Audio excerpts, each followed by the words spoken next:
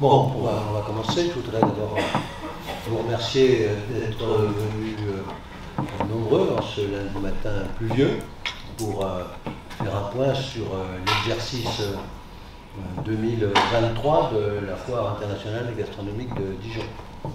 Alors, je vous salue toutes et tous. Je salue le directeur, la directrice qui entoure la présidente et moi-même, et puis l'ensemble de l'équipe qui est dans le fond de la salle et qui s'est très mobilisée. Voilà un membre du conseil d'administration, il peut venir devant, il y en a déjà. Il y a Stéphane Chevalier qui peut venir à côté, Jean-Paul Durand. Donc j'étais en train de remercier toute l'équipe pour le magnifique travail que vous avez réussi, mener en peu de temps pour amener à ce magnifique succès, il faut dire les choses clairement, à ce magnifique succès de la Foire internationale de Dijon 2023. C'était une édition qui était très attendue. Après, vous savez, la reprise en main par Dijon Bourgogne Events, sa présidente et sa nouvelle équipe dirigeante de l'organisation. Et donc c'était à Paris, il faut dire des choses comme ça. À Paris, on peut dire à Paris, c'est toujours un peu risqué. Et donc, quand on se dit qu'on a fêté la 100e édition de la Foire Longue, le centenaire de la Foire Longue, et qu'on a repris ainsi cette tradition, eh bien, on peut dire que le pari a été réussi. Alors, moi je ne vais pas tout commenter, ça sera fait après la présidente, le délégué, enfin, d'accord, vous vous débrouillez après pour donner les chiffres précis. Moi, on va donner quelques éléments. D'abord, je voudrais dire que le public a été au rendez-vous. C'est le seul chiffre que je donnerai. Le public a été au rendez-vous puisqu'on a retrouvé les chiffres d'avant Covid. Vous savez, il y avait eu pas loin de 160 000 visiteurs avant Covid, en 2019. Eh bien, il y avait eu 153 888, j'ai regardé ça, visiteurs cette année, mais sur une foire de 12 jours, à comparer à la foire de 13 jours de l'année dernière. Donc c'est une grosse augmentation de fréquentation, si on prend des périmètres constants, à savoir près de 40% d'augmentation. 40% d'augmentation de la fréquentation. Et donc, c'est un élément extrêmement intéressant. Les exposants ont fait savoir qu'ils avaient bien travaillé et eux-mêmes ont constaté une forte influence. À cet égard, je remercie la presse qui a fait des comptes rendus assez fidèles de ce qui se passait, qui a traduit, je crois, cette bonne ambiance, c'est le moins qu'on puisse dire, pendant ces 12 jours. Les nouveaux exposants ont émis dans la grande majorité de souhait de revenir l'année prochaine. Donc, voilà une bonne nouvelle. Et puis, bon, vous avez tous vu ça, les visiteurs ont consommé. Hein, alors peut-être certains diront trop, mais ils ont consommé. C'est le propre des foires, normalement, de faire consommer. Donc, ils ont consommé. J'en profite de saluer Jean-Luc Thuret qui est avec nous, qui animait de temps en temps le stand des vignerons, de nos vignerons, c'était tout le temps. Excusez-moi, de temps en temps. Je ne sais pas si la présence était fréquente. Et donc, il pourra vous le confirmer, ils ont bien consommé. Et puis, on voulait redonner un peu de place aux jeunes, aux enfants, et à cet égard, on a été vraiment très servis, même si on a été pénalisé par le fait que les vacances scolaires ne correspondaient pas exactement à la foire par rapport à l'année d'avant, qui avait été, à cet égard, entre guillemets, favorisé. Alors, on a dit que le salon des bières, je voudrais dire, a connu une très très forte fréquentation, et les exposants sont très enthousiastes pour revenir l'an prochain. Tout comme le pavillon Bienvenue à Dijonville, voilà, dont j'ai parlé, qui a accueilli un public nombreux, amateur de vin. Et puis, je peux me permettre, oui, Jean-Luc Thorem l'a dit, 3700 personnes. 3700 personnes, c'est formidable. Pour faire connaître les vins du Dijonnais, oui, Dijonnais, il faut dire Dijonnais. On avait, enfin, vous aviez pris quelques risques en faisant des concerts. des concerts, de la danse, des nocturnes de rock, tout ça a formidablement bien fonctionné. Il y a eu des démonstrations de danse country, hip-hop, voilà. Donc beaucoup de nouveautés. Et puis voilà que je me mets à tousser. Et puis l'espace rétro-gaming n'a pas des envies. Mon seul regret, c'est de ne pas pouvoir avoir le temps d'y aller. Mais bon, ils vont aller à la Cité de la Gastronomie, je crois aussi. Je pourrais peut-être inciter si j'ai le temps. Voilà. La communication digitale réussie, traduit l'ambiance, c'est parfait. Et donc, on peut dire que c'est une alliance qui a réussi à mélanger ce qu'on voulait, garder la tradition, ça c'était très important, et apporter de la modernité. Et c'est, je crois, cette tradition et cette modernité qui ont insufflé un nouvel élan à cette foire à travers une fréquentation record. Et si on avait eu autant de jours que l'année dernière d'ouverture, je pourrais peut-être ajouter des articles commentaires personnels, on aurait encore explosé les chiffres. Donc nous voilà, avec la foire internationale de la gastronomie de Dijon, nous voilà dans le top 10 des foires françaises. C'est une très bonne nouvelle. Donc il y aura des choses à améliorer, bien sûr, ça je vous laisserai en parler. Moi je voulais être là pour vous dire, merci à toute l'équipe, pour vous dire ma satisfaction de voir ce pari réussi, bien réussi, et des perspectives nouvelles que ça offre. Ces perspectives nouvelles sont une bonne nouvelle pour le tourisme, pour l'accueil, pour la visibilité, pour l'attractivité de la ville. Et donc, c'est une réussite parfaite. Merci à ceux qui l'ont impulsé. Madame la Présidente, je vais vous laisser continuer. Et je reste bien sûr avec vous. Merci, Monsieur le maire, des propos que vous avez tenus. Ils nous encouragent évidemment et nous motivent pour préparer une foire 2024 qui sera encore plus belle et plus festive. Naturellement, je m'associe à votre satisfaction et aux résultats présentés. On peut dire qu'il y avait une bonne ambiance, empreinte de culture populaire, de gastronomie et d'animation. J'ai moi-même participé à plusieurs jurys.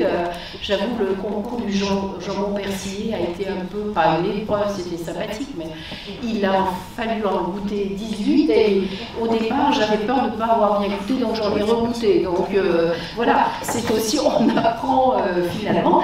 J'ai également participé, j'ai mis la main à la pâte sous incitation de Jean-Paul Durand, les élus en cuisine. Et donc c'était vraiment un très bon moment également, et également au concours de start-up.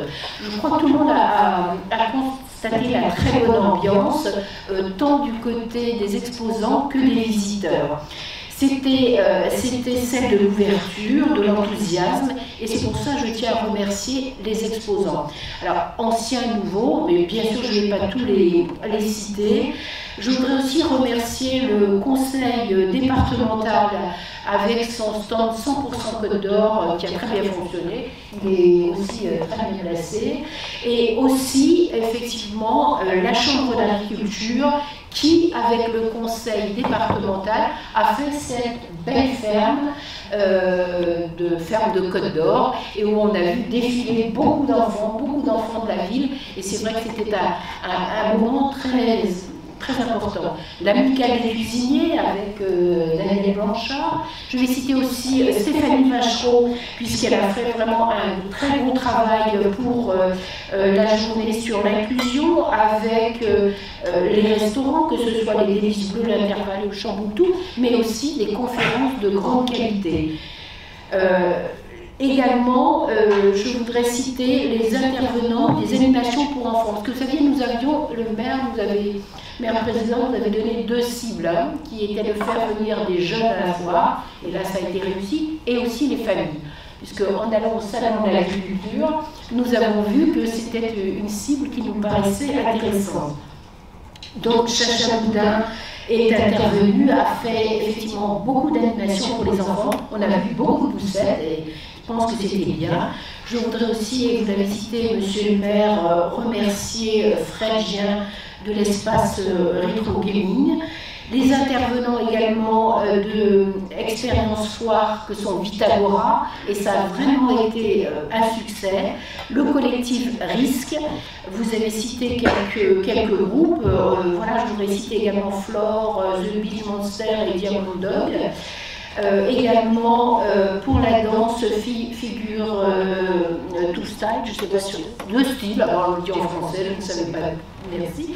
Également la Maison de l'Oiseau qui a été très présente avec beaucoup de chefs, la Banque Alimentaire, Monsieur Mitanchet, j'en ai déjà parlé puisqu'on l'associe à la confrérie Saint-Antoine et le concours du Jean Percier, l'Union des boulangers de Côte d'Or qui est présent depuis cette année et qui n'a pas failli. Je dirais peut-être aussi, on a beaucoup travaillé avec l'école des métiers, avec les lycées, le Castel, l'école hôtelière, le lycée Sabény, aussi le lycée de Semur-en-Ossois, le lycée de Poligny, donc c'est important. Remercier aussi les acteurs de la CGV qui ont été présents. Nous avons également pas mal de choses avec les Japonais, hein, ça s'est pas mal passé avec les animations saké, et ils sont candidats pour, voilà, peut-être on pourrait plus présent l'année prochaine. Remercier également Prodige et donc la métropole avec la table Lucullus. La CMA était toujours présente. Bon, monsieur le maire a parlé des bières locales et de Dijonville, donc je ne vais pas en parler. Je voudrais remercier Yannick Fanet, qui a été là aussi du matin au soir et toujours avec sa bonne humeur. Deux photographes également très présents, Fred Pérez et Vincent Arbelet. Voilà, je ne vais pas remercier tout le monde parce que c'est vraiment une liste, sinon à l'après-vert. Donc nous avons vécu des journées passionnantes et nous allons continuer d'analyser finement les retours des questionnaires de satisfaction. Nous avons déjà mandaté, et ils ont commencé, puisqu'on va vous présenter, je vais commenter peut-être avec Audrey le PowerPoint, nous avons déjà eu des retours de 900, sur une cible de 900 personnes. Donc ça c'est important, avec voilà, des améliorations aussi pour l'année prochaine. Et je vous propose maintenant, peut-être avec Audrey, peut-être à deux voix de commenter ce PowerPoint.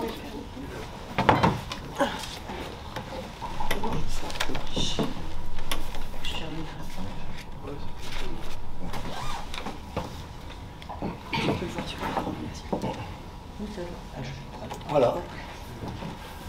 Alors, sur les statistiques de fréquentation, monsieur le maire et Daniel Juban en ont parlé tout à l'heure. Donc voilà, nos chiffres certifiés par notre billetterie. Donc naturellement, on ne peut qu'en être très satisfait, mais je pense que pour celles et ceux qui se sont rendus à la foire, dans les allées, vous avez pu par vous-même constater beaucoup d'engouement. Bon, on a eu des journées meilleures que d'autres. Hein. La journée de samedi a été particulièrement impactante. Monsieur le maire a abordé un peu le sujet tout à l'heure. On a eu un calendrier qui n'était pas super favorable cette année. Oui. Oui, alors, et ce que je voudrais rajouter aussi, c'est que nous avons eu quand même pendant 9 jours une grève de Divia. Et un certain nombre de personnes ont été pénalisées, en particulier les personnes âgées qui n'avaient pas obligatoirement de moyens de locomotion. Je trouve ça très dommage à titre personnel. Enfin, le tram, ça allait. Hein. Oui. Bon, voilà, des journées plus calmes aussi, mais avec des statistiques de fréquentation qui n'ont rien à nous faire regretter malgré tout. C'est des pistes qu'on explorera l'année prochaine. On n'a pas mis les pourcentages, mais bon, majoritairement, les visiteurs viennent de Bourgogne, Franche-Comté, Champagne-Ardenne, Rhône-Alpes. On en a qui sont venus de Guyane aussi, hein, donc ça peut venir de très loin. En termes de département, la Côte d'Or en principale origine, Saône-et-Loire, Jura, Haute-Marne, Haute-Saône, Doubs. Voilà. Sur les typologies d'entrée, donc 54 personnes ont profité de tarifs réduits. On peut peut-être noter le succès des early bird, les ventes qu'on prend avant la foire et qui sont à tarif réduit et qui ont vraiment bien fonctionné. Les comités d'entreprise un peu plus que l'an passé, mais on peut encore faire mieux.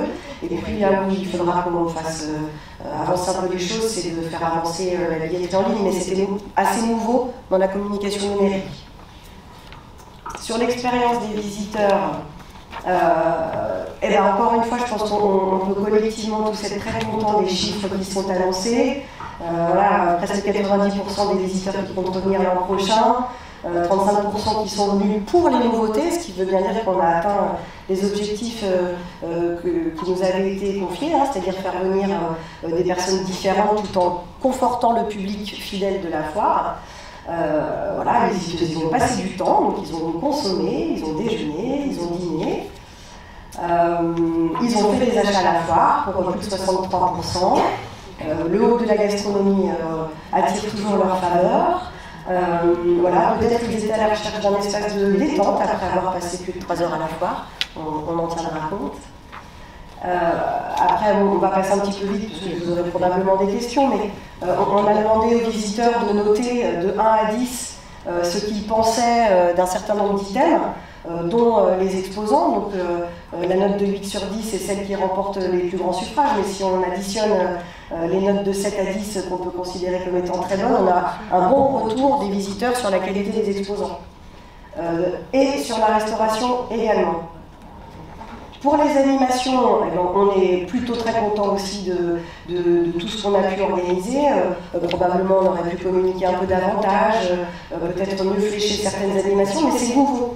C'est nouveau, donc il faut le temps que, voilà, que ça rentre un peu dans les esprits des visiteurs, qu'à la fois on peut aussi s'amuser autrement. La note globale sur la satisfaction de la foire est très bonne. Ça aussi, hein, ça faisait partie de nos objectifs. On n'avait pas donné d'objectifs chiffrés avant la foire. On s'était dit qu'on espérait avoir toujours plus de visiteurs, mais aussi et surtout des visiteurs contents et avec le souhait de revenir. Donc qualitatif et quantitatif. Bon, les demandes des visiteurs, c'est toujours un peu pareil. Hein. Voilà, des plans, de la signalétique, des places de parking, le stationnement, c'est toujours quelque chose d'un peu compliqué malgré le fait qu'on soit en cœur de ville avec des transports en commun. Vous voulez qu'on revienne sur la Non, continue. Voilà, on a eu des propositions des visiteurs qui voudraient des stands avec de l'intelligence artificielle, d'autres pays étrangers, plus de concerts, des activités sportives, on en tient compte, c'est intéressant tout ça. Bon, la communication a été très performante. Hein. Ils ne sont pas tous là dans la salle parce qu'ils ont repris l'école pour certains d'entre eux, mais merci à nos 3 alternants qui ont fait un travail remarquable sur la communication.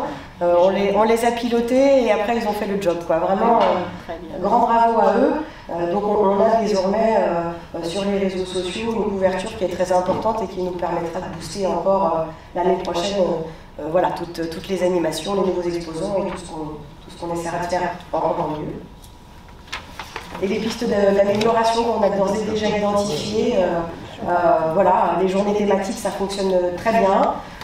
La notion du mardi, elle a été hyper satisfaisante, mais on aurait pu peut-être faire quelque chose de mieux. Et la billetterie en ligne dont on vous parlait tout à l'heure, pour éviter les files d'attente qui ont été très nombreuses sur les trottoirs, comme vous avez pu le constater. Vous avez recensé combien de questionnaires de satisfaction? 900, ouais, pour le moment, oui. Pour le moment, mais voilà, ça continue. On fait des sondages avec moins de ça. Hein. En une journée, c'était déjà pas mal. Ce qui est important à dire, si juste pour compléter ce que dit Audrey, c'est qu'on a fait une foire innovante, nouvelle, différente, en tout cas on a essayé dans l'esprit, dans l'organisation, dans les thématiques, en 7 mois. Alors qu'on aurait eu 4 mois de plus, je pense qu'on aurait encore performé un peu plus, donc on va déjà bien revenir, nous, parce qu'on est un peu rincé.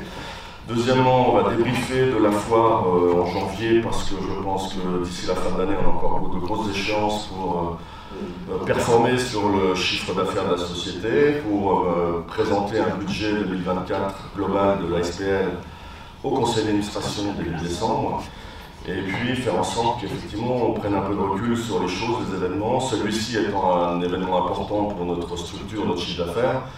Mais en testant un certain nombre d'innovations ou de sujets nouveaux, on s'est aussi lancé un défi de peut-être imaginer de nouveaux événements l'année prochaine ou dans les années futures. Donc la foire, oui, la foire avec plus de temps, oui, la foire avec du recul, oui, en janvier 2024, parce que vous l'avez vu, et Daniel Juban l'a cité, il y a énormément de partenaires qui ont été sollicités, qui nous ont suivis dans l'aventure, alors je ne dirais pas à l'aveugle, mais en tout cas en essayant d'apporter leur pierre à l'édifice et de nous croire.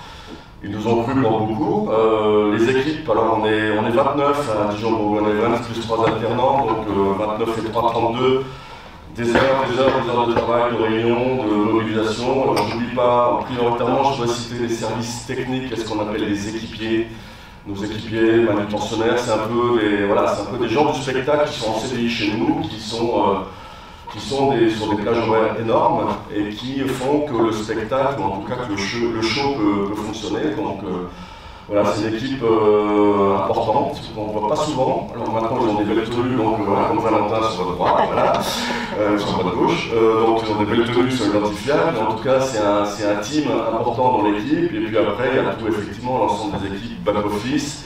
Et pour la première fois, et être, je dirais, sécurisant et sécurisé sur les chiffres, nous avons travaillé avec un prestataire extérieur de billetterie qui travaille sur tout un ensemble d'autres territoires de France et d'autres foires, et ça permet d'avoir des statistiques incontournables, justifiées, déposées auprès de l'OJS, qui est l'organisme de justification de la statistique qui est régi par la Fédération des sociétés d'événementiel et le ministère du Tourisme.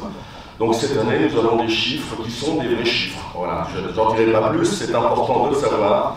En tout cas, nous, ça nous a permis d'avoir en temps réel des compteurs à la minute près. Et puis, alors ça c'est mon côté un peu financier, des compteurs de chiffre d'affaires, et qui permettent aussi d'avoir et d'assurer une rentabilité de la société performante, et plus que performante pour la première année. Donc je ne peux que féliciter à la fois les équipes, à la fois monsieur le maire, à la fois le conseil d'administration qui nous ont fait confiance, et puis on continue encore un mois et demi pour finir l'année, donc on va essayer de bien la finir pour bien préparer la suite. Voilà, merci.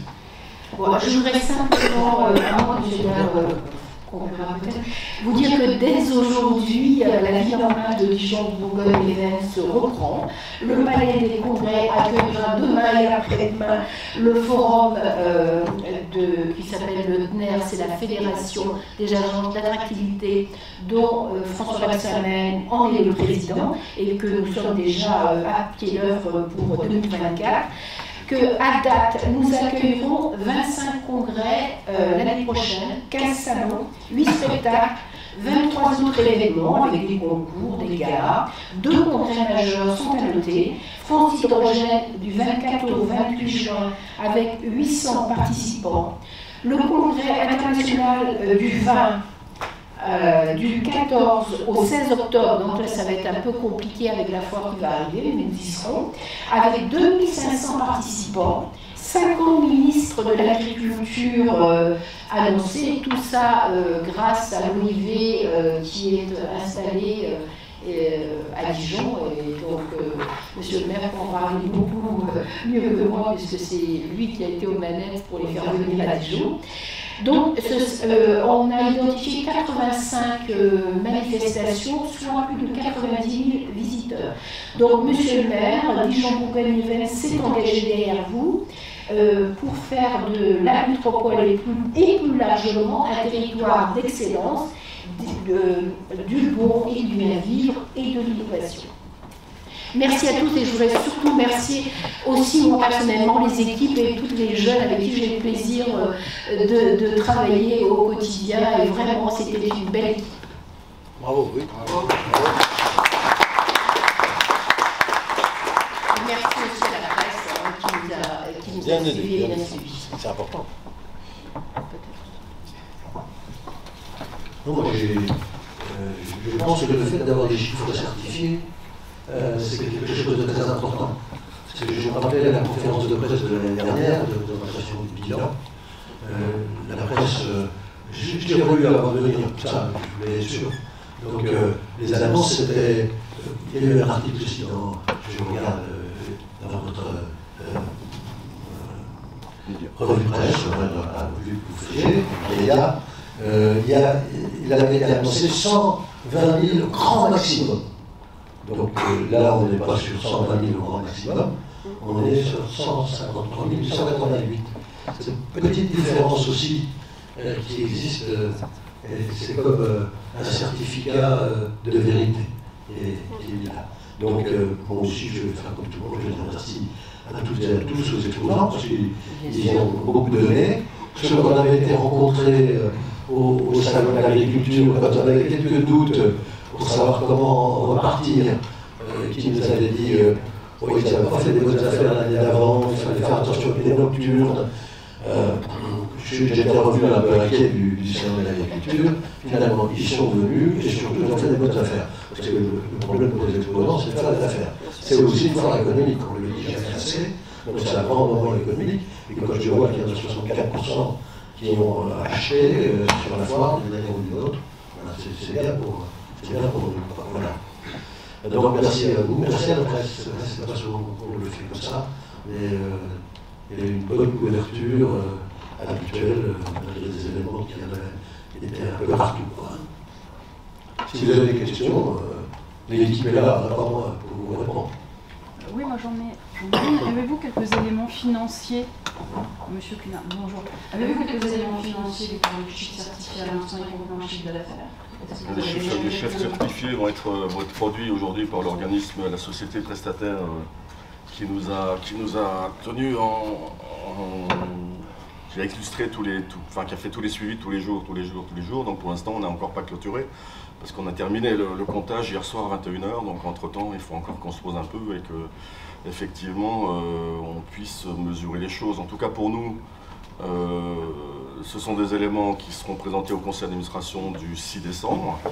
Donc avant de les diffuser, c'est normal aussi qu'on en parle dans l'état des lieux budgétaires qu'on a sur l'exercice 2023, parce que cette foire, elle représente quand même un gros flux financier pour nous. C'est un enjeu sur l'exercice 2023. Ce qu'on peut dire sur l'exercice financier 2023 au-delà de la foire, c'est que le Palais des Congrès a plus que doublé son chiffre d'affaires, grâce aussi au lien très proche, à l'articulation très proche de Dijon-Bourgogne-Events maintenant avec la ville et les métropoles. Donc on est monté en puissance sur la prise de contact, sur les démarches, sur l'attractivité ou l'attraction de l'attractivité de nouveaux congrès sur 2023. Donc en 7 mois, il faut aussi féliciter et l'équipe foire et l'équipe Palais des Congrès, puisqu'on a intégré énormément d'événements et on doublera le chiffre d'affaires prévisionnel de Palais des Congrès en 2023. Donc les prévisions, comme l'a dit Daniel Juban sur la partie Palais des Congrès, c'est quasiment 100 000 personnes l'année prochaine. Et puis on essaie de développer de réfléchir, alors on le fera en janvier, mais pas trop tard non plus, parce qu'il faut engager, dès lors qu'on invente de nouveaux événements, il faut engager une nouvelle démarche commerciale, etc. Donc, en janvier, on va relancer tout doucement la machine pour nourrir le calendrier et le chiffre d'affaires 2024 de manière significative.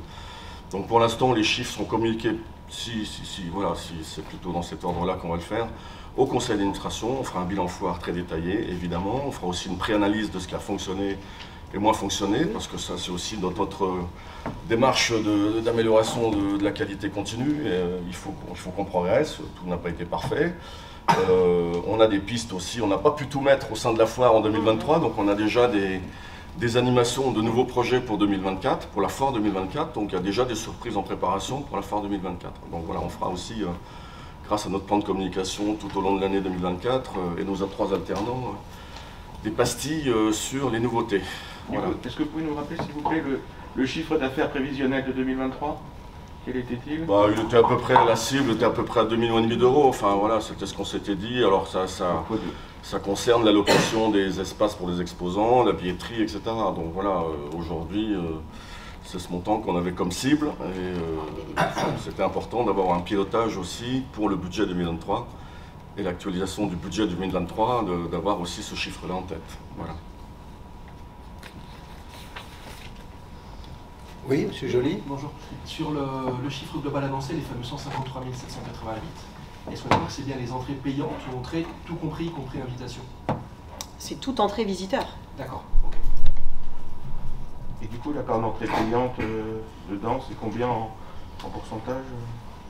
C'est plus de la moitié, oui, largement plus de la moitié. Audrey, si tu veux, nous donnons aussi, vous le savez, aux exposants un certain nombre de billets et ils font venir leurs clients. Enfin, ils achètent. Les voilà, exposants ils achètent à un prix billets. préférentiel. Oui. Voilà. Donc là, c'est assez difficile. Mais bon, ce que je peux vous dire, c'est que le chiffre de la billetterie, le chiffre d'affaires est important.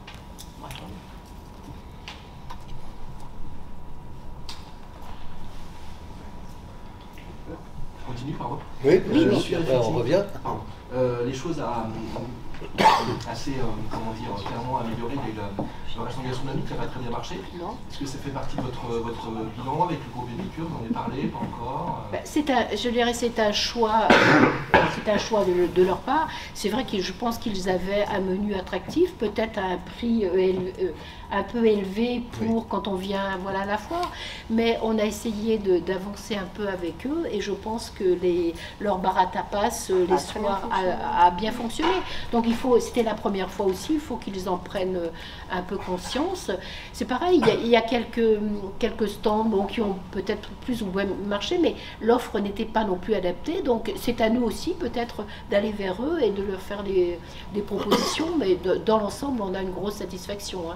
Oui, cet établissement spécifique, en HO nous dit il y a un intérêt pour nous, après il faut aussi calibre l'offre, la localisation peut-être, voilà, mais à HO il y a un intérêt. Donc je pense qu'on les reverra l'année prochaine sous une autre formule.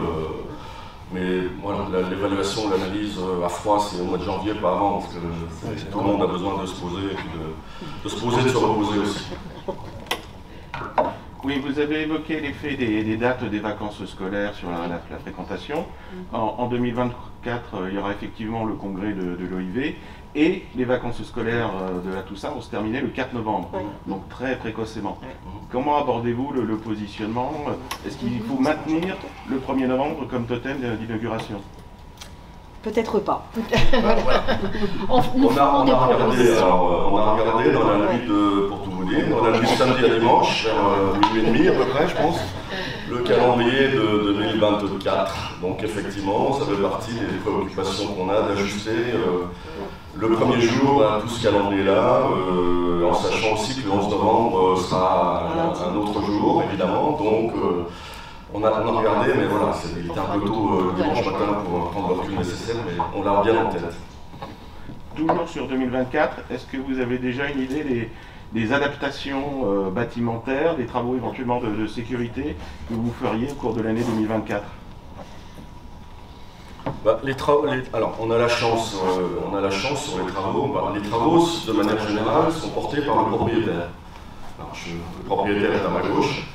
Voilà. Donc, dans les règles du jeu d'une délégation de service public, il y a un certain nombre de travaux qui sont à la charge du propriétaire, un certain nombre de travaux qui sont à la charge de l'exploitant. Pour ce qui est de notre part, sur les travaux relevant de l'exploitant, on travaille sur la construction budgétaire dès demain 2024. Donc, il y aura un certain nombre d'orientations qui sont prises. Il y aura effectivement des éléments sans doute à renforcer pour favoriser l'accueil, pour revoir les notions de guichet aussi, la fluidité des guichets, choses comme ça, donc vraiment l'exploitation pure de l'événement.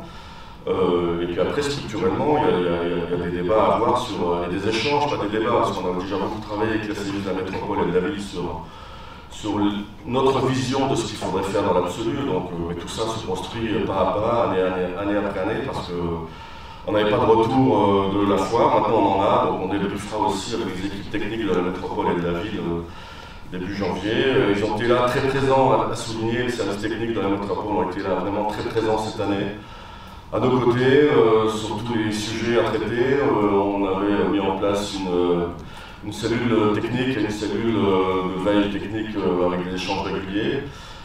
Ça a plutôt bien fonctionné, donc on en tirera aussi les conclusions en janvier pour voir les pistes d'amélioration de fonctionnement nouveau, mais on sait déjà qu'il y a un certain nombre de conditions d'accès et de flux à maîtriser et à mieux organiser. Et ça, c'est aussi notre retour d'expérience à nous qui va illustrer le propos. Et en parlant de bâtiment, et quant à la réhabilitation du bâtiment même, parce que c'est quand même, j'imagine, c'est un poids pour l'évolution de la foire aussi, parce qu'il est vieillot, tout le monde le sait. Est-ce que vous savez déjà comment les choses vont évoluer dans les années à venir? Parce que c'est un travail de longue haleine, j'imagine. Je le sais, mais c'est pas maintenant qu'on va en parler, parce que les études, les préétudes, les études ont été lancées, et on verra ça d'abord avec l'exploitant, c'est-à-dire avec la SPL, parce qu'il ne faut pas que ces travaux, ces rénovations, cette reconstruction, j'essaie d'employer des termes locaux, entravent ou pénalisent l'activité de la foire. Donc, vous verrez, il y aura des surprises. Mais je ne veux pas vous laisser dire qu'ici, c'est des bâtiments qui seront vieillots, etc. Parce que, après enseignement pris auprès de grandes villes françaises, à part celles qui ont refait. Il y a encore beaucoup de villes bien dotées qui ont des bâtiments encore plus vieillots que nous et dans lesquels les forts fonctionnent. C'est-à-dire anciens par leur date de construction. Voilà, donc la date de construction, mais vous savez que c'est Eiffel qui s'est basé sur le principe d'Eiffel, ça dure des siècles et des siècles. Hein, donc voilà, on y travaille bien évidemment, et quand il faudra faire une présentation à la fin, on la fera d'abord au conseil municipal, on n'en voudrait pas, parce que c'est par là que ça passe. Parce que derrière, il y a des coûts financiers importants, bien évidemment. Finalement, est-ce qu'on peut un jour imaginer la foire ailleurs qu'au Parc des Expos? Vaste question, on peut toujours l'imaginer. Il y avait un ancien responsable ici qui l'imaginait ailleurs. C'est parce qu'il ne connaissait pas les règles, si vous voulez. Parce qu'entre-temps, il y a eu ce qu'on appelle le ZAN. C'est-à-dire que, vous savez, on n'a pas le droit de consommer des terrains agricoles aujourd'hui, même pour l'implantation économique. Alors, pour construire un parc des expositions à l'extérieur, eh bien, c'est impossible. C'est impossible. Même quand on rencontre des agriculteurs qui sont prêts à vendre leur terre.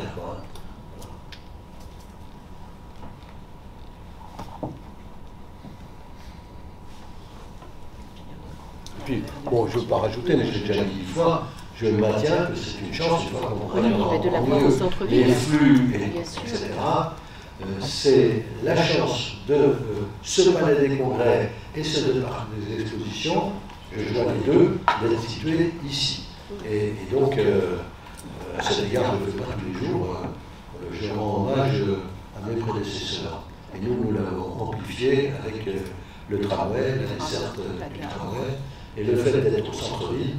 Aujourd'hui, nous gagnons des congrès, je parle du parc des expos, mais surtout du palais des congrès, nous gagnons des congrès parce qu'ils n'ont pas à faire 30 km, 20 km d'embouteillage pour tenir leur congrès, ils sont tout de suite au centre-ville, et on peut même leur donner de la gratuité sur les transports de tram, qui fait qu'ils arrivent à la gare et ils sont ici directement. Donc je maintiens que c'est une chance pour nous. Voilà. Je voudrais vous dire un mot supplémentaire sur la SPL. Vous aviez évoqué en conférence de presse de présentation le département, je crois que c'est acté, son entrée au capital. Quid de la région? Vous aviez tendu la main, est-ce que vous avez une réponse? Alors, même du département, pourtant, c'est toujours verbavolente pour le moment, cette expression. C'est-à-dire que le président du département a confirmé qu'il était prêt à entrer au capital, ce que je lui avais proposé pour 10% du capital. Ce n'est pas la somme qui pose problème, la somme, c'est pas ça le sujet. Il m'a dit oui en juin, il m'a dit oui en septembre, il m'a envoyé une lettre le jour de l'ouverture de la foire pour me dire qu'il était d'accord et qu'il fallait maintenant les services travaillent. Peut-être ce qui s'est passé, c'est que les services travaillaient et que le service attendait l'accord du président. Donc voilà, puisqu'il m'a envoyé, ça fonctionne comme ça, il y a des collectivités qui sont très réactives, je pense la nôtre par exemple, là, c'est pas pour dire, Dijon Métropole laisse pas traîner les dossiers. Là, ça fait 5 mois, et maintenant j'ai un papier, courrier du président Sauvadet qui me dit OK. Maintenant que les services travaillent, les services ont travaillé, donc je pense que ça devrait aller assez vite. Quant à la région, alors c'est aussi une collectivité qui prend son temps, peut-être encore plus, puisque là j'ai pas encore eu de réponse formelle, à part un accord de principe qui m'avait été donné par la présidente. Voilà, donc j'en suis à l'accord de principe. Mais peut-être quand on lui montrera la liste des visiteurs et d'où ils viennent, peut-être sera-t-elle intéressée. Mais il va surtout se focaliser sur quelques départements de l'ancienne Franche-Comté, je suppose, pour participer. Cela dit avec humour.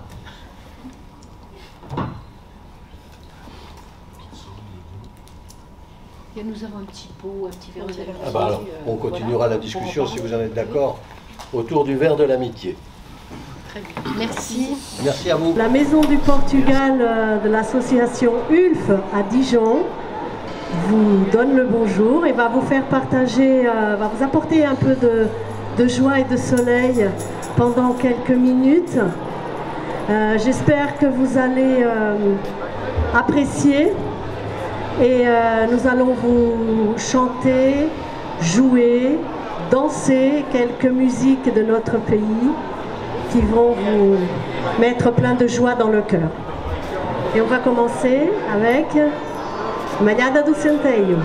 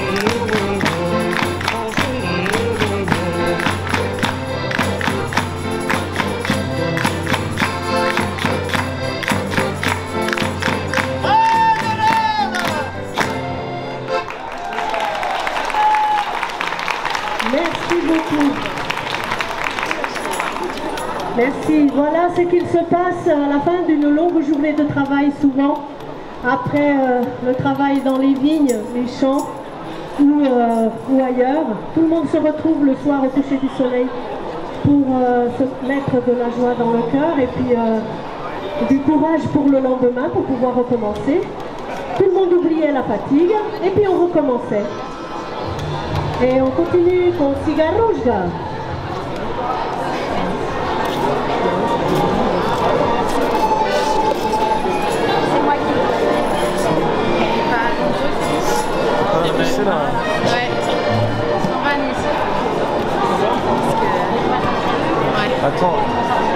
déjà sur la plage là-bas.